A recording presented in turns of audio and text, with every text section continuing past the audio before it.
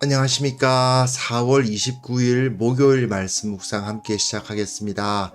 사도행전 28장 11절에서부터 22절까지 말씀입니다. 이제 사도행전도 오늘 그리고 내일까지 하면 사도행전이 끝납니다. 상당히 오랫동안 사도행전 묵상을 한 것 같은데 이제 토요일부터는 예레미야 묵상으로 넘어가겠습니다. 성경 66권 중 가장 인기 있는 책이 뭘까? 여러 개 좋아하는 책들이 다르겠지만 아무래도 사도행전이 가장 인기 있는 책들 중에 하나고, 예레미야는 어떻게 보면 가장 인기 없는 책 중에 하나인데 갑자기 분위기가 바뀔 것 같긴 합니다. 사도행전을 통해서 우리가 많은 도전과 많은 은혜를 입었는데, 참으로 사도행전에서 나타났던 그 사도들의 모습을 통해서 우리가 어떻게 살아야 할 것인가, 내가 그리스도인으로서 어떤 비전을 품고 어떤 자부심을 가져야 될 것인가를 많이 살피지 않았습니까?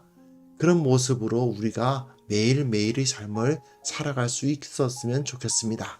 그럼 오늘 이제 사도행전의 마지막 부분, 오늘과 내일 이제 끝날 텐데요. 마지막 부분을 통해서 사도 바울의 모습, 그 바울이 어떻게 행동하고 있는지를, 그리고 하나님께서 바울을 어떻게 사용하고 계신지를 살폈으면 좋겠습니다. 그럼 함께 말씀을 보겠습니다.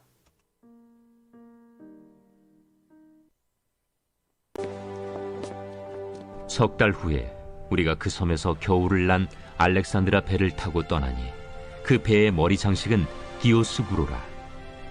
수라구사에 대고 사흘을 있다가 거기서 둘러가서 레기온에 이르러 하루를 지낸 후 남풍이 일어나므로 이튿날 보디올에 이르러 거기서 형제들을 만나 그들의 청함을 받아 이레를 함께 머무니라. 그래서 우리는 이와 같이 로마로 가니라. 그곳 형제들이 우리 소식을 듣고 아비오 광장과 트레이스 타베르네까지 맞으러 오니 바울이 그들을 보고 하나님께 감사하고 담대한 마음을 얻으니라. 우리가 로마에 들어가니 바울에게는 자기를 지키는 한 군인과 함께 따로 있게 허락하더라. 사흘 후에 바울이 유대인 중 높은 사람들을 청하여 그들이 모인 후에 이르되, 여러분 형제들아, 내가 이스라엘 백성이나 우리 조상의 관습을 배척한 일이 없는데 예루살렘에서 로마인의 손에 죄수로 내준 바 되었으니 로마인은 나를 신문하여 죽일 죄목이 없으므로 석방하려 하였으나 유대인들이 반대하기로 내가 마지 못하여 가이사에게 상소하며 내 민족을 고발하려는 것이 아니니라. 이러므로 너희를 보고 함께 이야기하려고 청하였으니 이스라엘의 소망으로 말미암아 내가 이 쇠사슬에 매인 바 되었노라. 우리가 유대에서 내게 대한 편지도 받은 일이 없고 또 형제 중 누가 와서 내게 대하여 좋지 못한 것을 전하든지 이야기한 일도 없느니라. 이에 우리가 너의 사상이 어떠한가 듣고자 하니 이 파에 대하여는 어디서든지 반대를 받는 줄 알기 때문이라.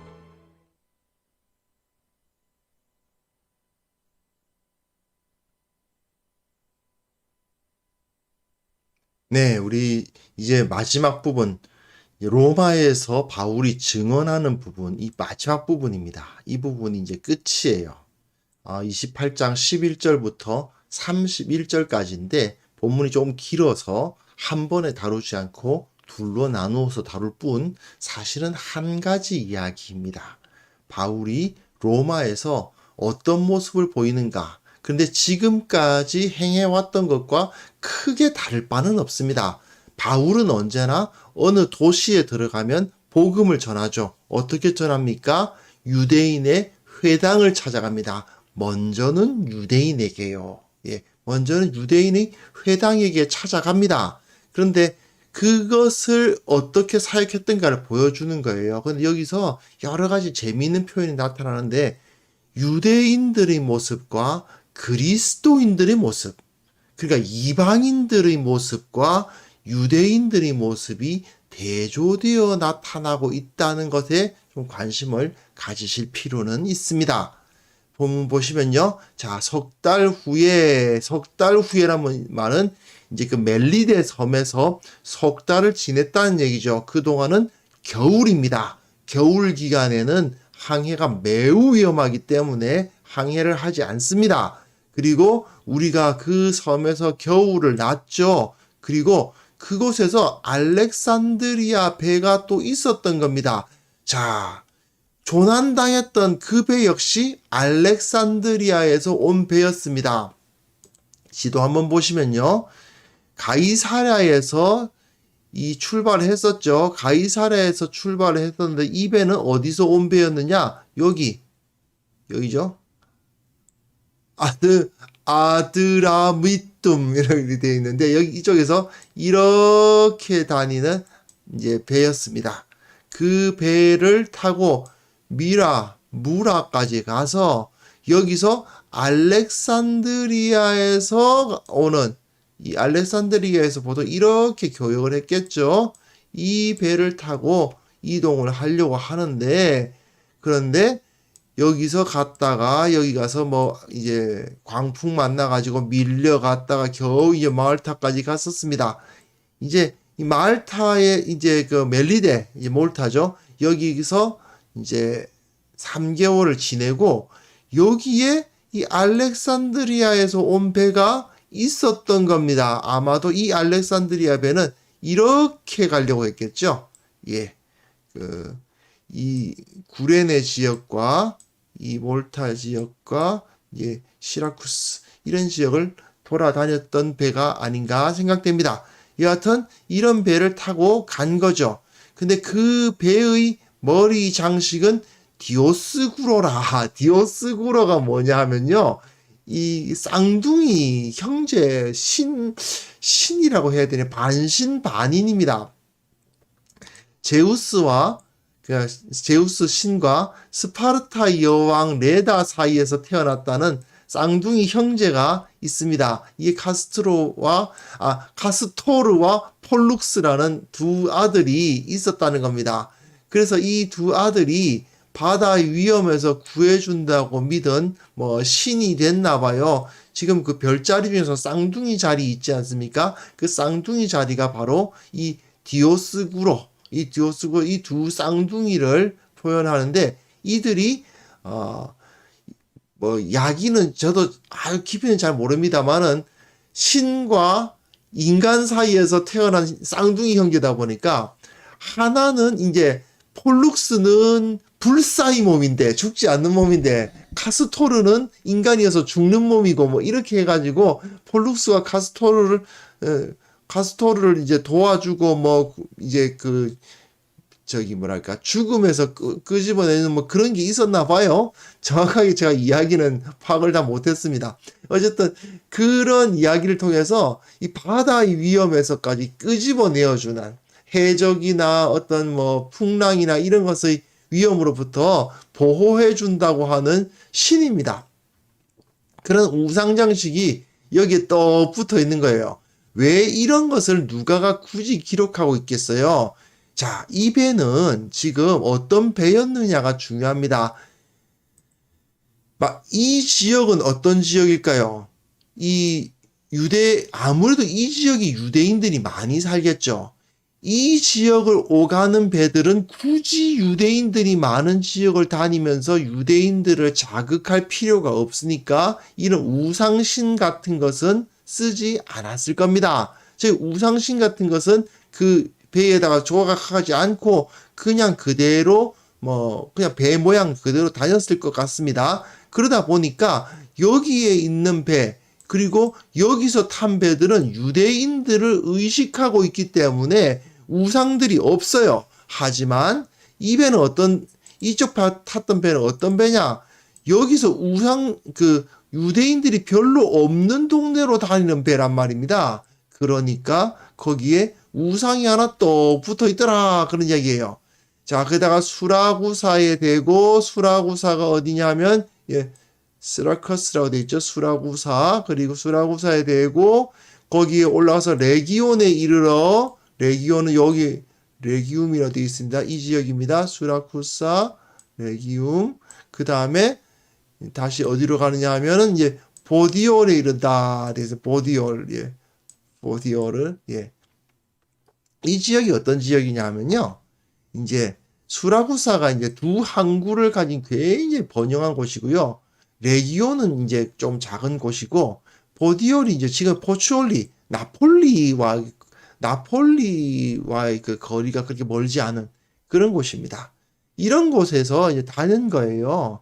그런 위치가 바로 이 지역, 예. 여기가 나폴리가 있는 그 지역이고요.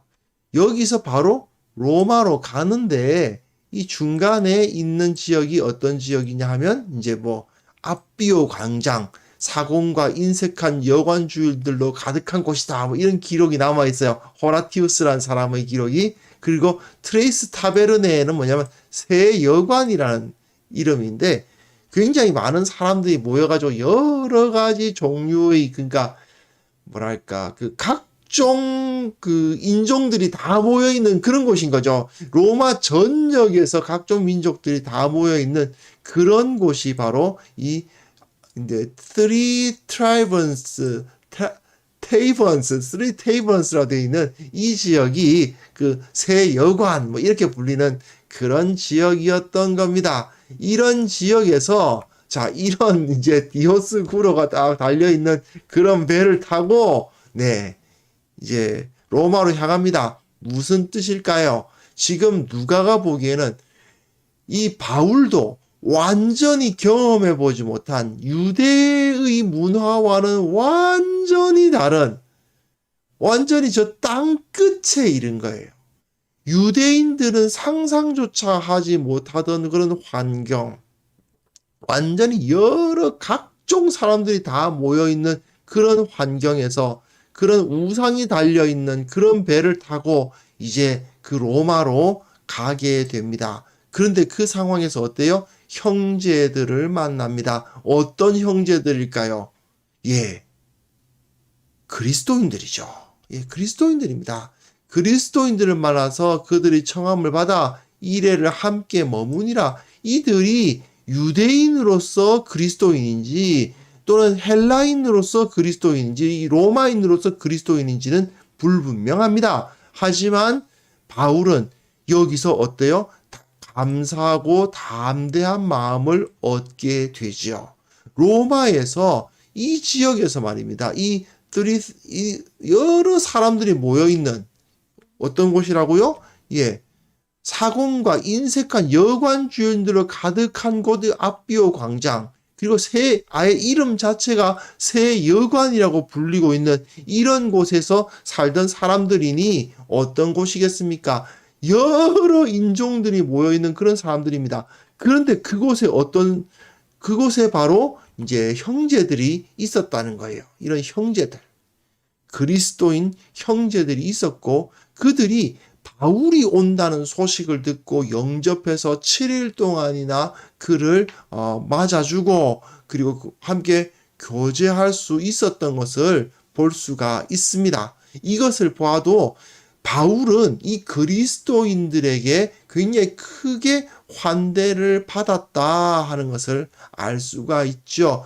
어떤 환경에 사는 형제들인가가 중요해요. 유대교와는 완전히 다른 환경, 완전히 이교적인 환경에 있는 형제들이 훨씬 더 그들에게 호의적이었다는 것을 볼 수 있습니다. 자, 그런데요. 자, 이 지역과 이 지역은 완전히 다르다는 거, 그런 것을 이해하실 필요가 있고요. 이렇게 나뉘어서 아드리아해를 나뉘어서 이쪽은 헬라어가 주로 이제 통용되는 지역, 이쪽은 라틴어가 주로 통용되는 지역이었다. 이런 것도 좀 관심을 가지실 필요는 있습니다. 완전히 다른 정말 땅끝으로 가는 느낌이 드는 거죠. 물론 우리 현대인들이 느끼기에는 에이 기껏해야 여기서 여기 가는데 뭘 땅끝이냐 하는 생각이 들 수도 있어요. 비행기 타고 뭐 우리는 휙 가면 뭐 몇 시간 가면 지구 뭐 반대편에도 가고 몇 시간은 아니군요. 뭐 하루 정도 날아가면 뭐 지구 반대편까지도 갈 수 있는 이런 환경에서 사는 우리들로서는 기껏해야 뭐 지중해 여기서 여기까지 가는 거 뭐 비행기 한번 타면 가는 거 그렇게 생각할 수도 있습니다. 하지만 이제 이 시대에서는 완전히 다른 겁니다. 이 시대에는 여기 사는 사람들이 여기에 간다는 건 정말 먼 거예요. 그 정말 땅끝으로 가는 이 지역의 문화와 이 지역의 문화는 완전히 다릅니다. 그 전혀 다른 곳, 그곳으로 갔다. 그러니까 처음에 예수님께서 말씀하신 것, 예루살렘과 온 유대와 사마리아와 땅끝까지 이른다 하셨던 그 땅끝에 지금 바울이 왔다. 지금 누가는 그 얘기를 하고 싶어 하는 거예요. 자, 이제 뒷부분 보십시다. 로마 이제 들어갑니다. 바울에게는 자기를 지키는 한 군인과 함께 따로 있게 허락을 해 줍니다. 이 사람은 이제 어떤 그 셋집 같은 데 들어가서 살 수가 있는 거예요. 자기를 지키는 군인이 보통은 한 사람에 두 사람씩 붙는데 군인 두 사람이 한 명을 지키게 마련인데 여기서는 한 명만 따라옵니다. 왜 그러냐? 도망갈 이유가 없다. 상당히 안전하게 여겼던 사람이라고 인정을 받고 있는 거죠. 사흘 후에 3일이 지났습니다. 이제 바울이 어떻게 합니까? 로마 지역에 사는 유대인 중 높은 사람을 청하여 바울이 지금 갇혀있기 때문에 잡혀있는 상황이기 때문에 그러니까 정확하게 말하면 가택 연금 당한 상황 아니겠습니까? 그런 상황이기 때문에 회당에 가서 그 회당 예배에 참석할 수가 없죠. 그러니까 유대인들인 줄 높은 사람들을 집에 좀 오라고 청합니다. 그들을 모이게 한 후에 역시 마찬가지로 자기 자신을 이제 변론하기 시작해요. 여러분 형제들아, 내가 이스라엘 백성이나 우리 조상의 관습을 배척한 일이 없다. 나는 복음을 전함에 있어서 이건 결코 유대교와 반대되는 것이 아니다. 정확히 말하면 지금까지 하나님께서 우리 조상들 이스라엘에게 보여주신 그 계시와 배치되는 가르침을 한 적이 없다. 율법을 거절한 적도 없고 하나님을 믿지 말아야 된다는 식으로 말하는 것은 더욱더 없다. 그럼에도 불구하고 예루살렘에서 로마인의 손에 죄수로 내준 바 되었다. 예, 누가 이런 일을 겪었습니까? 예수님이죠. 예수님이 율법을 온전하게 순종하신 분임에도 불구하고 예루살렘의 권세자들이 로마인의 손에다가 죄수로 넘기지 않았습니까? 바울이 바로 그런 일을 당했다는 것입니다. 여기서 사흘 후에라는 말도 은근히 예수님을 떠올리게 하는, 예수님이 제3일째 되는 날에 부활하셨으니까요. 그러니까 그런 것과도 어느 정도는 연관성을 두고 있는 것이 아닌가, 그런 짐작도 가능합니다. 그랬을 때 로마인은 나를 신문하여 죽일 죄목이 없으므로 석방하려 하였다. 빌라도도 그렇게 했죠. 하지만 비겁한 총독이었던 빌라도는 유대인들의 반대를 듣고 예수님을 죽인 거고, 그렇게 유대인들이 반대함으로 내가 마지못하여 가이사에게 상소하며 내 민족을 고발하려는 것이 아니니라. 왜요? 유대인들이 지금 자기를 죽이려고 하다 보니까 내가 마지못해서 가이사에게 이제 호소해서 나의 무죄를 나타내려고 하는 거지, 나를 고발한 나의 형제들, 나의 동족들을 고발하려는 것은 아니다 라고 이야기를 합니다. 그러면서 너희를 보고 함께 이야기하려고 청하였으니 이스라엘의 소망으로 말미암아. 이스라엘 소망, 바울이 말하는 이스라엘의 소망이 뭐예요? 부활이죠. 부활. 예수 그리스도께서 죽으셨다가 다시 살아나셨다는 이 사건, 이 복음의 사건으로 말미암아 우리가 진정한 소망을 얻게 됐다, 그 이야기를 하는 거 아닙니까? 그러니까 나는 이 이스라엘의 소망으로 말미암아 내가 이 쇠사슬에 매인 바 되었다. 나는 오직 우리가 지금까지 신앙 하나님을 믿고 섬겨오면서 꿈꿔왔던 하나님의 나라, 하나님께서 우리를 하여금 죽음으로부터 이기게 하시는 그 은혜, 그것을 가지고 그것을 전하다가 이 모양이 된 것이다. 나는 결코 우리 그 동족들이 적이 아니다 하는 것을 여기서 말해주고 있는 거죠. 즉 바울은 계속해서 어떻게 합니까? 유대인들에게 먼저 복음을 전해요.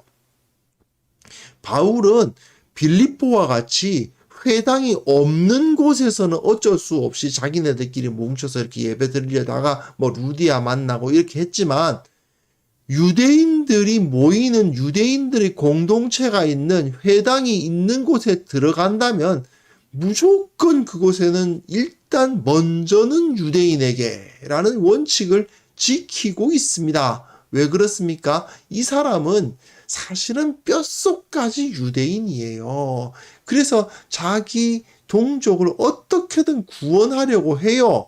그래서 자기 동족에게 먼저 복음을 전하고 우리 동족이 예수 그리스도로 말미암아 영원한 생명을 얻는 이 복음을 받아들였으면 좋겠다 하는 생각을 버리지 않는 거예요. 지금까지 어땠습니까? 계속 자기 핍박하는 게 누구예요? 동족 유대인들이에요. 헬라인들, 이방인들은 자기를 핍박하지 않아요. 로마인들은 그냥 내버려 두려고 그러고 석방하려고 그러고 뭐 베스도가 기껏해야 너 미쳤구나 뭐 이 정도 소리나 하는 거지. 바울을 핍박한 적은 없어요. 죽이려고 하는 것은 전부 유대인들이거든요.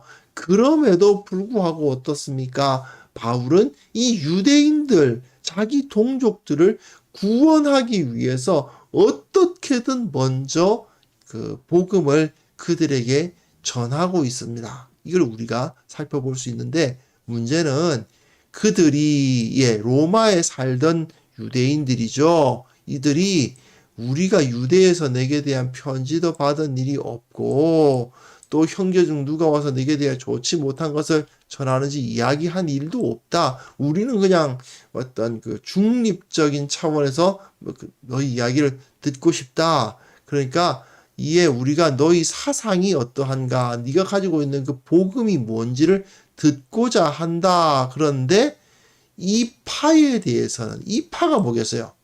예수님을 따르는 파입니다. 이미 로마에는 교회가 세워져 있었죠. 그러니까 바울이 로마서를 쓰지 않습니까? 로마 교회에다가 편지를 썼죠. 이미 바울이 그곳에 가서 전도한 것이 아니라 아마도 오순절 날에 예루살렘에 왔다가 복음을 듣고 거듭난 사람들이 로마로 들어가서 그곳에서 교회가 만들어져 있죠. 그런데 문제는 뭐냐 하면 이 아직까지 이것이 하나의 유대교의 한 분파 정도로 여겨졌지 새로운 종교라고 여겨지지 않았던 시절이기 때문에 이 파에 대해서는 이 예수라는 사람을 믿는 사람들에 대해서는 어디서든지 반대를 받는 줄 알기 때문이라. 로마에서도 유대인들이 예수님을 믿는 사람들을 반대하고 있었다는 것을 알게 됩니다. 즉 바울이 이렇게 사람들 모아가지고 열심히 자신의 변론하면서 이야기를 하는데 좀 떨떠름해요. 이 유대인들이 그 바울의 말을 듣는 반응은 사실은 그렇게 적극적이지 않습니다. 결국 유대인들은 이 복음의 혜택을 보지 못합니다. 내일 본문에서 이제 결론적으로 다루겠습니다만, 원래는 이제 31절까지 한꺼번에 다뤄야 되는 건데 분량 때문에 나눠 놓은 거니까 제가 이렇게 중간에서 이야기를 멈추게 됩니다만은, 그러나 결국 지금까지 있었던 일이 그대로 반복되는 거예요. 바울은 각 지방을 돌아다니면서 그 도시에 들어가서 먼저 회당 들어가서 유대인들을 대상으로 복음을 전하지만, 유대인들은 자기를 핍박하는데 오히려 자기가 한 그 말을 들은 이방인들이 바울에게 와서 내가 예수를 믿겠다고 하는 그런 현상이 벌어졌지 않습니까? 로마에서도 마찬가지로 유대인들은 그 복음을 받아들이려 하지 않았다 하는 것을 여기서 이제 마지막 부분까지 그대로 나타내 주고 있습니다.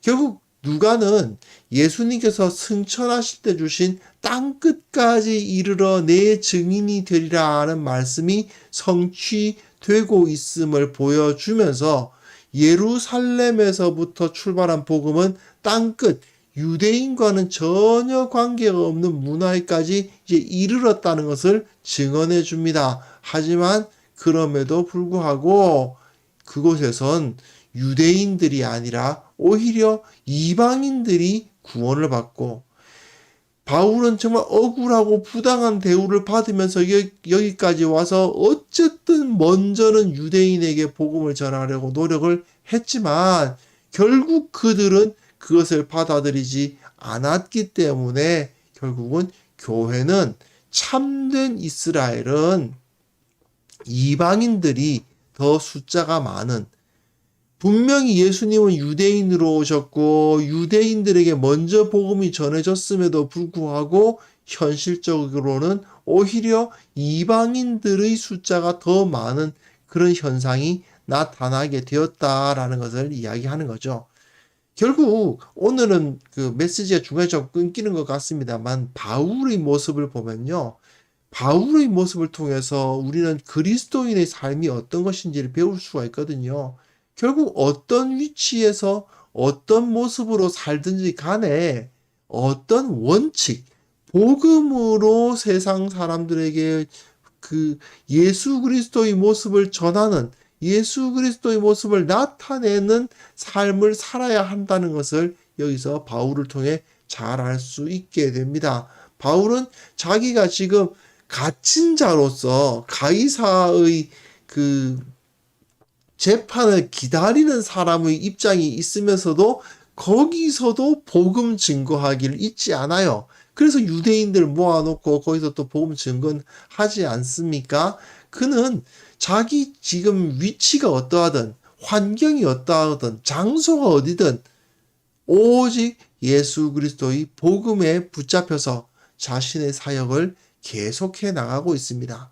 그리고 이것이야말로 진정 신앙인의 모습이라고 할 수 있습니다. 자, 우리가 살다 보면 여러 가지 일을 맞이할 수도 있고 어떨 때는 힘든 일도 있을 수 있고 참 낙담되는 일이 있을 수도 있어요. 하지만 그럼에도 불구하고 그런 일을 당했느냐 안 당했느냐가 중요한 게 아니라 그렇다 하더라도 나는 그리스도인으로서의 정체성을 잃어버리지 아니하고 어떤 상황에서든지 예수 그리스도를 전하고 어떤 환경에서든지 예수님의 모습을 나타내는 삶을 살겠다. 이것이 우리들의 삶의 원칙이 되어야 된다는 것. 그러므로 우리가 정말 땅 끝에 있다 하더라도 그죠? 내가 늘 살던 곳, 내게 익숙한 곳이 아니라 정말 이방인들 나를 이해해 주지 못하는 사람들 사이에 들어간다 하더라도 나는 오직 예수 그리스도의 복음을 전한다. 바울이 그런 삶을 살았지 않습니까? 그것을 이제 우리도 실천할 수 있기를 위해서 기도했으면 좋겠습니다. 이 시간 함께 기도하는 시간을 가졌으면 합니다.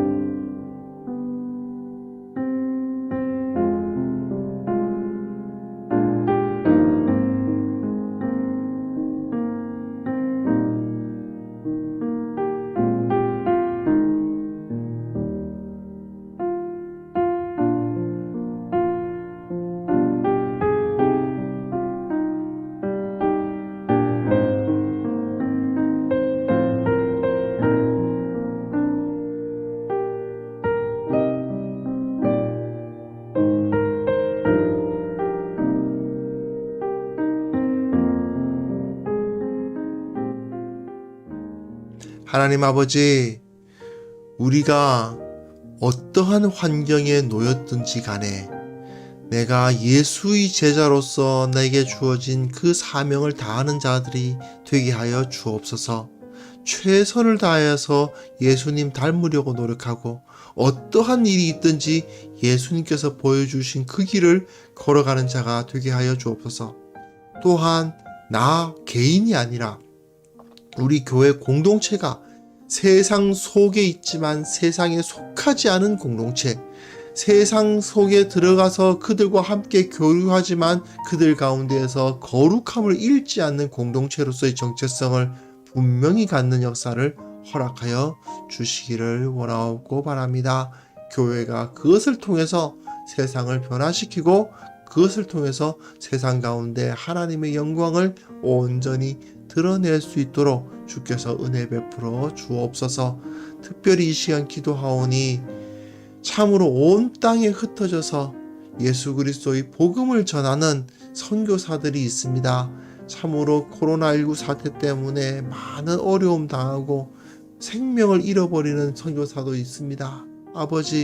아버지께서 불쌍히 여겨주시고 그들이 그 모든 어려움에도 불구하고 그 사명을 온전히 감당할 수 있도록 도와주시며 그들이 처한 어려움들을 능히 이겨내는 역사들을 주님 일으켜 주옵소서. 재정적으로나 건강이나 또는 여건이나 그들이 고민하고 어려워하는 것들을 주님께서 다 해결하여 주시고 결국 그것을 통해서 그곳에 예수 그리스도의 복음의 씨앗을 뿌리고 그곳에서 하나님의 영광을 선포하는 자들이 다 될 수 있도록 우리 선교사들 한 사람 한 사람 붙들어 주시고 한 사람 한 사람 주님께서 힘을 북돋워 주옵소서. 아버지, 오늘 하루도 주님 앞에 의탁합니다. 오늘 주님께서 우리와 함께 하시고 주님께서 우리를 지켜주실 것을 믿사오며 늘 감사할 제목들이 넘쳐나는 하루, 찬송으로 가득 찬 하루 살아갈 수 있도록 도와주옵소서. 예수님의 이름으로 기도합니다. 아멘.